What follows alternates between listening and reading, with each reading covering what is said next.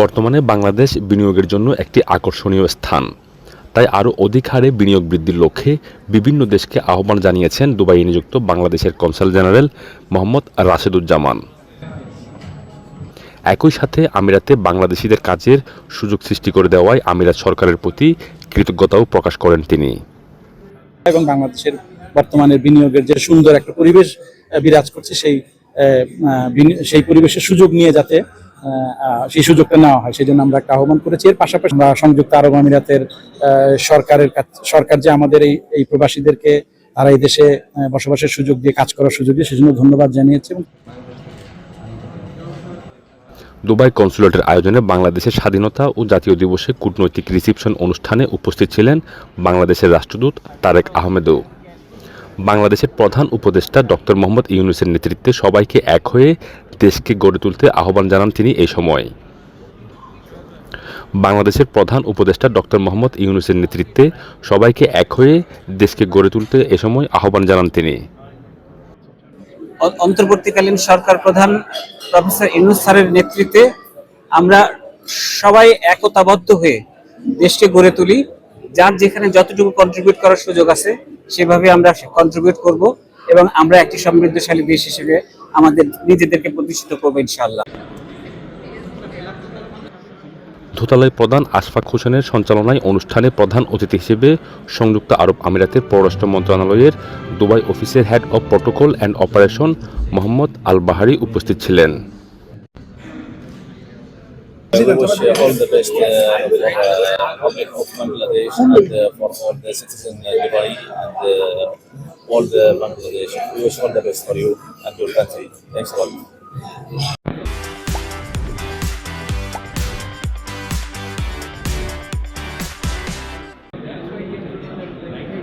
এছাড়াও যুক্তরাষ্ট্র, ভারত, পাকিস্তান, শ্রীলঙ্কা, মালয়েশিয়া, দক্ষিণ আফ্রিকা, জাপান, ইন্দোনেশিয়া, ফিলিপাইন সহ প্রায় ৩০টি দেশের কূটনীতিক এবং বিভিন্ন মিশনের ঊর্ধ্বতন কর্মকর্তারা অনুষ্ঠানে অংশগ্রহণ করেন।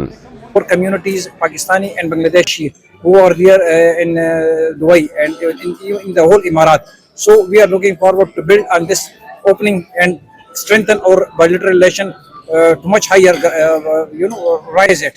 So on both sides there is willingness, and we are looking forward to inshallah to strengthen this relation. So we will see 100 years and more of India-Bangladeshi friendship.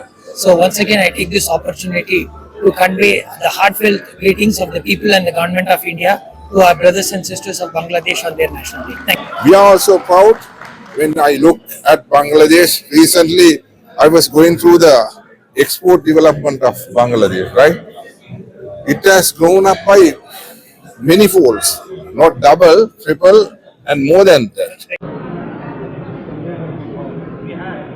এই ধরনের আয়োজনের মাধ্যমে বাংলাদেশের সংস্কৃতি তুলে ধরা যায়। এছাড়াও আমিরাতের দুটি মিশন বাংলাদেশের শ্রমবাজার এবং সুসম্পর্ক তৈরিতে চেষ্টা চালাচ্ছেন বলে জানিয়েছেন কমিউনিটি নেতারা। কাজ করা যায়, বাংলাদেশের সাথে আরো সুসম্পর্ক তৈরি হয়, দৃঢ় হয়, সেই জন্য তারা কাজ করে যাচ্ছে। এবং কমিউনিটির একজন কর্মী হিসাবে আমি মনে করি আমাদেরও দায়িত্ব রয়েছে আমাদের সুনাম বৃদ্ধি করা, আমাদের ইমেজ সংকট যেটা রয়েছে সেটাকে ইমপ্রুভ করা। দেশ এবং এই দেশের যে সরকার তারা উপলব্ধি করতে পারবে যে বাংলাদেশের যে কৃষ্টি কালচার কি। তো সেই লক্ষ্যে আমার মনে হয় যে আমাদের মাঝে এবং এই দেশের মধ্যে দিয়ে একটা সুন্দর আরো বন্ধন সৃষ্টি হবে বলে আমি মনে করি অনুষ্ঠানের মধ্য দিয়ে। এবং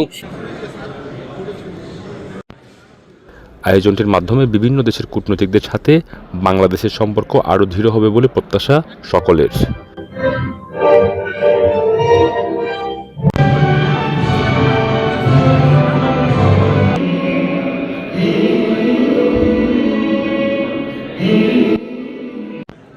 ইশতিয়াক আসিফ, চ্যানেল 24, সংযুক্ত আরব আমিরাত।